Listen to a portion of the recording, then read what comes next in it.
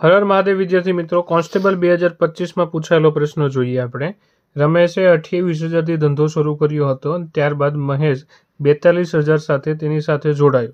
જો વર્ષના અંતે નફો સમાન વહેંચવામાં આવે તો મહેશ કેટલા મહિના પછી જોડાયો હશે?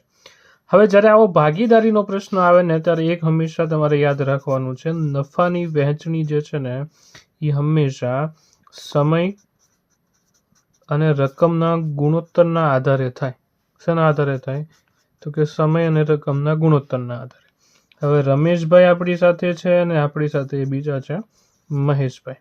નફાની વહેંચણી કરવાની છે તો રમેશભાઈ 28,000 લઈને ધંધો શરૂ કર્યો છે, એટલે હવે એના મહિનામાં જોઈએ તો શરૂઆત કરી છે એટલે 12 મહિના કર્યું છે. નફો સમાન છે એટલા માટે મહેશભાઈને પણ આપણે 12 મહિનાના ગુણોત્તરના આધારે લઈએ, પણ એને કેટલા મહિના છે આપણને આઈડિયા નથી, એટલા માટે આપણે એક્સ તરીકે લઈએ છીએ. આ હંમેશા સમાન હોય.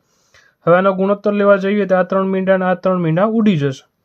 અહીંયા 28 ગુણ્યા 12 વધે છે અને અહીંયા 42 ગુણ્યા એક્સ વધે છે. એક્સને આપણે ગુણોત્તરનો કરતા બનાવીએ છીએ એટલા માટે 28 ગુણ્યા 12 છેદમાં 42 થશે. 7 છક 42, 7 ચોક 28, 6 દુ 12, એક્સ બરાબર આવે છે 4 દુને 8. એટલે અહીંયા આવે છે 8. પણ અહીંયા ખાસ ધ્યાન રાખવાનું છે કે મહેશ કેટલા મહિના પછી જોડાયો હશે. ટોટલ કેટલા મહિના આવે? 12 મહિના.